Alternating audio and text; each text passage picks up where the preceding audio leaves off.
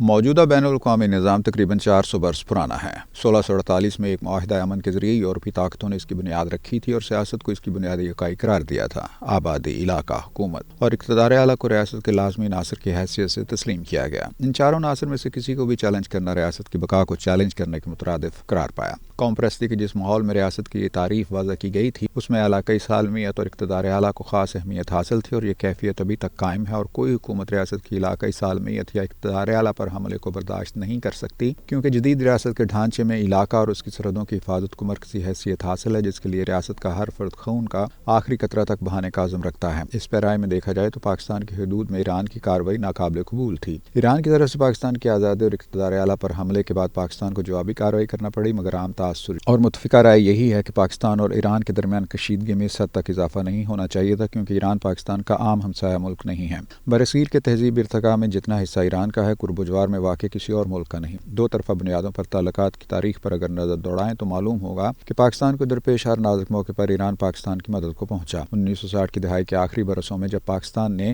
چین کے ساتھ دوستی کر کے اپنی خارجہ پالیسی میں آزاد روش کا مظاہرہ کیا اور اس کے جواب میں امریکہ نے پاکستان کی اقتصادی امداد میں کمی کر دی، تو اس موقع پر ایران نے پاکستان کو خطیر مالی امداد فراہم کی۔ 1971 میں مشرقی پاکستان کی علیحدگی قوم کے لیے صرف سیاسی اور جذباتی لحاظ سے ایک عظیم سانحہ نہیں تھی، بلکہ اس سے ملکی معیشت کو بھی بڑا دھچکا لگا تھا۔ مشرقی پاکستان مغربی پاکستان میں تیار ہونے والی مصنوعات کے لیے ایک محفوظ مارکیٹ تھا۔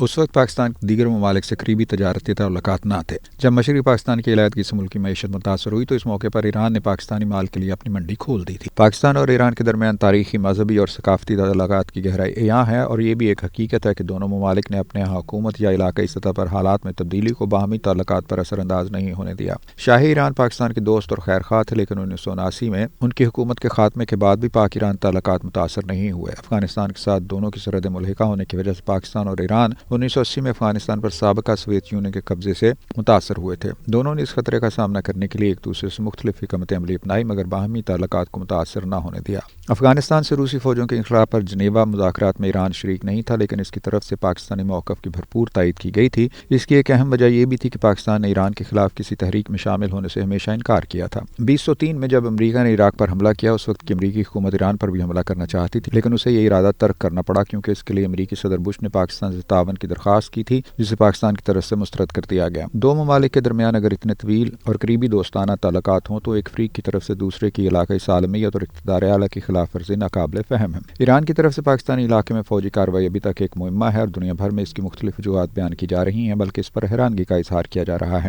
عالمی حلقوں میں اس کشیدگی پر تشویش کی لہر بھی دوڑ گئی تھی، کیونکہ پاکستان اور ایران کے درمیان تصادم سے دنیا کے 3 خطے جنوبی، مغربی اور وسطی ایشیا عدم استحکام کا شکار ہو سکتے تھے۔ ان خطوں میں عالمی سطح پر اس وقت تمام ایکٹیویٹرز امریکہ، چین، روس اور یورپی یونین کے مفادات متاثر ہو سکتے ہیں۔ غزہ پر اسرائیلی حملے کے تناظر میں بحیرہ احمر میں کشیدگی کی موجودگی میں پاکستان اور ایران کے درمیان تصادم ایک ایسے خطے کو عدم استحکام کا شکار کر سکتا ہے جہاں سے دنیا کی توانائی کی کل ضروریات کا 35% سے زیادہ حصہ سپلائی کیا جاتا ہے۔ اس سے اندازہ لگایا جا سکتا ہے کہ پاکستان اور ایران کے درمیان تصادم عالمی امن اور استحکام کے لیے کتنا تباہ کن ثابت ہو سکتا ہے۔ یہی وجہ ہے کہ نہ صرف روس اور چین بلکہ یورپی یونین اور امریکہ کی طرف سے بھی کہا گیا کہ پاکستان اور ایران کشیدگی میں اضافے کا باعث بننے والے کسی بھی اقدام سے اجتناب برتیں، بلکہ باہمی اختلاف کو دور کرنے کے لیے سفارتی ذرائع استعمال کریں۔ اس قسم کے علاقائی اور عالمی رد عمل نے دونوں طرف کو مسئلے کی نزاکت کا احساس دلا دیا ہے، جس کے نتیجے میں دونوں طرف سے لچک کا مظاہرہ کیا گیا ہے۔ جمعے کے روز دونوں ممالک کے وزرائے خارجہ کے مابین ٹیلیفونک رابطہ قائم ہونے کے بعد معاملات کو بات چیت کے ذریعے حل کرنے اور سفارتی تعلقات بحال کرنے کا عندیہ دیا گیا ہے۔ نگران وزیر اعظم انوار الحق کاکڑ نے خواہش ظاہر کی کہ ایران اور پاکستان کے تعلقات کو 16 جنوری کے واقعے سے پہلے کی سطح پر بحال ہونا چاہیے۔ خوش آئند بات یہ ہے کہ ایران نے بھی اس قسم کے جذبات کا اظہار کیا۔ نگران وزیر خارجہ جلیل عباس چیلانی اور ان کے ایرانی ہم منصب حسین عامر کے درمیان ٹیلی فون پر جو گفتگو ہوئی وہ کافی خوشگوار ماحول میں ہوئی، اور ایرانی وزیر خارجہ نے بھی مثبت انداز میں پاکستان کی